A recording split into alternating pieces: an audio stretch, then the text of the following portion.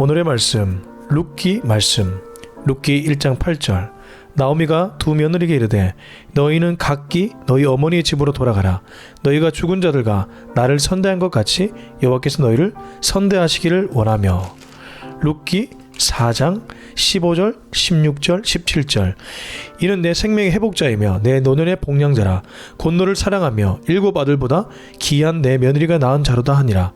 나오미가 아기를 받아 품에 품고 그의 양육자가 되니 그의 이웃 여인들이 그에게 이름을 지어주되 나오미에게 아들이 태어났다 하여 그의 이름을 오벳이라 하였는데 그는 다윗의 아버지인 이새의 아버지였더라. 아멘.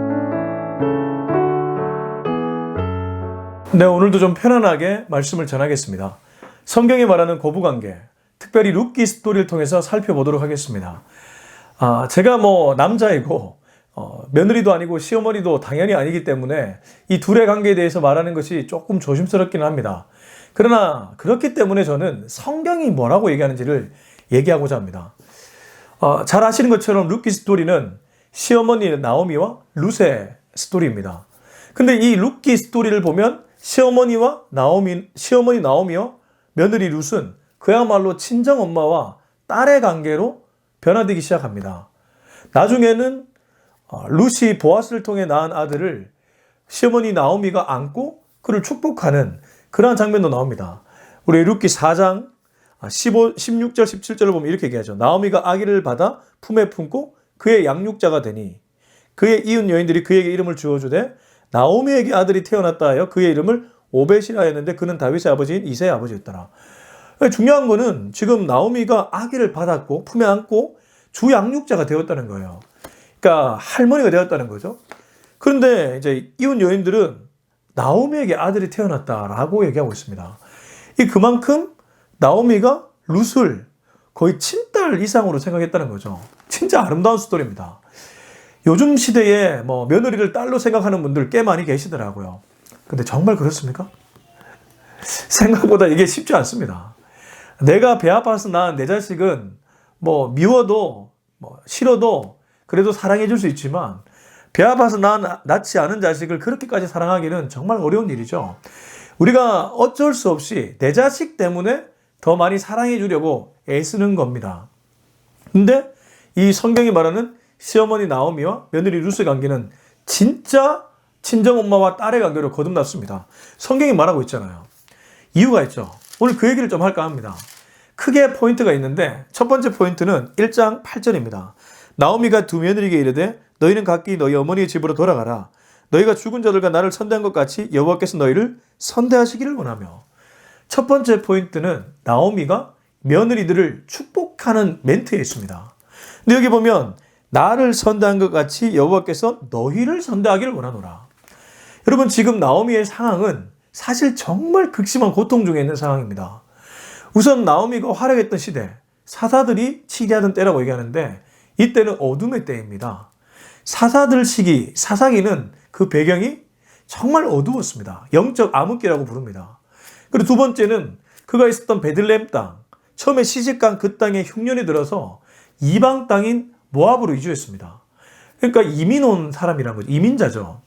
더군다나 거기서 남편과 두 아들 다 잃어버립니다. 남편 먼저 보내고 두 아들은 10년 후에 보내버리죠. 남편과 아들들 잃은 여자, 여러분 어떻습니까? 찬양하기 짝이 없지 않습니까? 근데 그 상황에서 이 나오미가 며느리들한테 이렇게 축복하는 거죠. 나를 선대한 것 같이 여호와께서 너희를 선대하시기를 원한다. 그 전에 전제를 보면 며느리들을 돌려보내고 있습니다. 너희들 집으로 돌아가라. 나는 이제 너희들이 나에게 시어머니라 불러봐야 뭐 하겠냐. 나 같은 인생에 너희들이 함께 해봐야 너희들도 힘들어진다. 그렇게 기록하고 있지는 않지만 그런 마음으로 돌려보냈을 겁니다. 근데 돌려보내면서 그냥 돌려보내는 게 아니라 하나님이 나를 선대한 것처럼 너희도 선대하기를 원하노라. 그녀는 진심으로 며느리를 위해 기도한 여자였습니다. 그러니까 며느리를 위해 기도한다는 것이 포인트라는 거죠. 생각보다 우리가 가족을 위한 기도를 하지만 자식을 위한 기도는 하지, 자식의 이제 사위나 며느리를 위해 기도를 못할 때가 많지 않습니까? 근데 지금 나오미는 진심으로 며느리들을 위해 기도했습니다. 이게 첫 번째 포인트입니다. 결국 그 가정을 풀어가는 그 관계의 회복의 열쇠는 기도에 있다는 거죠. 그리고 두 번째는 시어머니 나오미가 이 룻을 부를 때 호칭이 바뀌는데 뒤에 가면 딸이라고 계속 얘기합니다. 내 딸아, 내 딸아, 내 딸아. 여러분 나중에 룻기를 한번 읽어보십시오. 계속해서 나오미가 룻을 향해 내 딸이라고 부릅니다. 그 당시에 이렇게 불렀냐? 그렇지 않겠죠. 정말 진심으로 나오미가 룻을 향해서 딸이라고 부르고 있습니다. 호칭 자체에 힘이 있고 능력이 있습니다.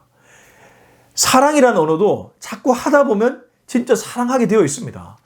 긍정적인 언어, 축복하는 언어, 사랑하는 언어, 이런 것들이 시어머니에게서 며느리에게 있었다는 것이죠. 어떤 시어머니는 하는 족족마다 며느리를 향해서 별로 그렇게 좋은 얘기를 하지 않는 분들이 많더라고요. 너무 냉정할 때가 있고, 너무 이렇게 이성적으로 대할 때가 있는데, 관계를 푸는 열쇠는 축복의 언어에 있습니다. 그래서 지금 나오미는 룻을 향해서 축복의 언어, 딸이라는 언어를 계속해서 사용하고 있습니다. 그리고 마지막 세 번째가 지혜입니다. 이 나오미가 룻을 보아스에게 이렇게 보아스의 이불 발치 이런 거 있잖아요. 그 타작마당 이런 스토리를 보면 나오미가 뒤에서 작전을 짜는데 그 작전이 굉장히 지혜롭습니다. 아니 자기의 핏줄도 아니고 자기가 배 아파 낳은 그런 진짜 친딸도 아닌데도 보아스에게 시집 가도록 하기 위해 아주 지혜롭게 접근한다는 것이죠.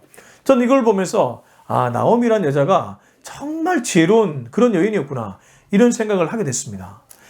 종합하면 어떻습니까? 첫 번째는 기도가 있었고, 두 번째는 호칭이 있었고, 축복의 언어, 세 번째는 바로 지혜에 있습니다. 그러니까 지금도 시어머니와 며느리의 관계를 푸는 세 가지 키워드가 있다면 기도, 그 다음에 언어, 세 번째가 지혜라는 것이죠. 이 세 가지를 갖추면 우선 시어머니는 며느리를 향해 할 도리는 다 했다고 생각합니다. 자, 그러면 이제 며느리 입장이겠죠. 시어머니가 이렇게 일방적으로 하는데도 며느리가 뾰루통하고 약간 이상한 아이면 시어머니 입장에서 너무 힘들지 않겠습니까? 룻이라는 여자의 반응이겠죠. 룻은 처음부터 끝까지 시어머니를 올곧게 따릅니다. 그러니까 룻의 마음 안에는 진짜 나오미가 자신의 친정엄마와 같은 그런 마음이 있었던 것 같아요. 심지어 이 룻은 모압 여인이었습니다.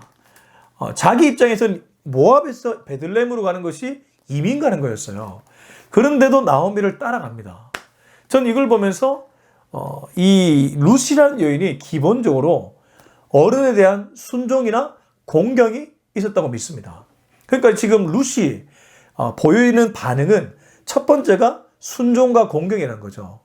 공경과 순종이 룻이라는 여인 안에 오롯이 담겨 있었다는 겁니다.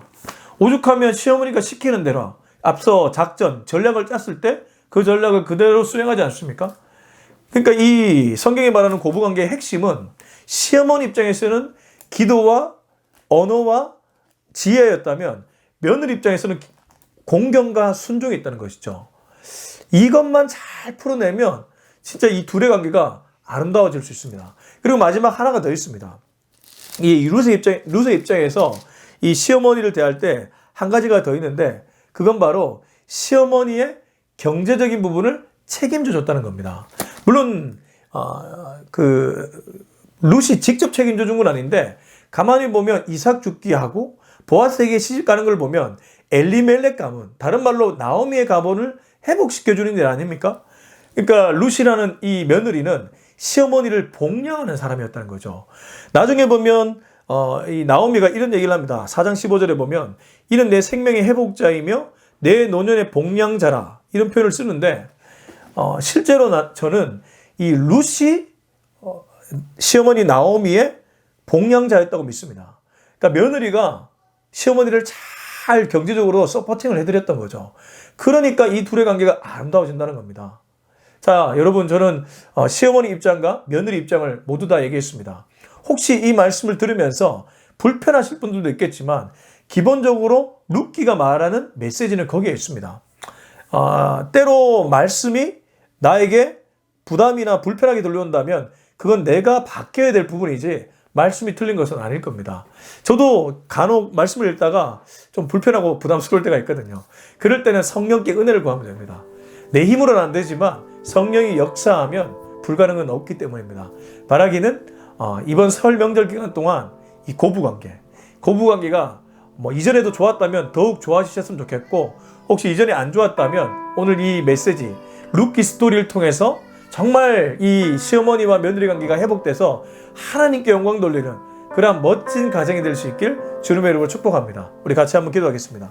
이 시간에 기도할 때 하나님께 우리 시어머니를 사랑하게 해달라고 기도했으면 좋겠고, 또 우리 며느리를 사랑하게 해달라고 기도했으면 좋겠습니다. 이 땅에 펼쳐진 모든 가정 안에 고부관계가 아름다운 관계, 성숙한 관계가 되게 해달라고 우리 다 같이 통성을 한번 기도하겠습니다. 아버지 하나님 감사합니다. 오늘도 이 메시지가 우리 가정을 살립니다. 특별히 하나님, 오늘 룻기 스토리를 통해서 아름다운 고부관계 이야기를 들었습니다. 하나님, 시어머니는 정말 진심으로 딸처럼 우리 룻을 대했습니다. 나오미는 룻을 그렇게 사랑했습니다. 그녀는 기도하는 여자였고, 그녀는 축복의 언어를 쓰는 여자였고, 그녀는 지혜로운 여자였습니다.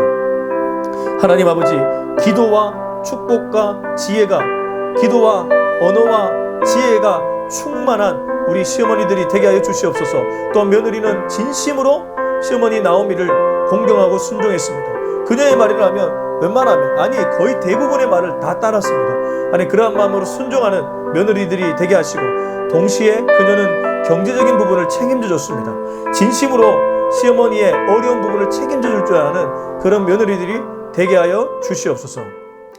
이제는 우리 주 예수 그리스도의 은혜와 하나님의 사랑과 성령의 위로하심의 은혜가 시어머니와 며느리의 관계가 이 룻기 스토리처럼 정말 아름다운 성숙한 관계로 거듭나기를 소망하는 우리들 모두의 머리 위에 지금부터 영원토록 함께하기를 간절히 축원하옵나이다. 아멘.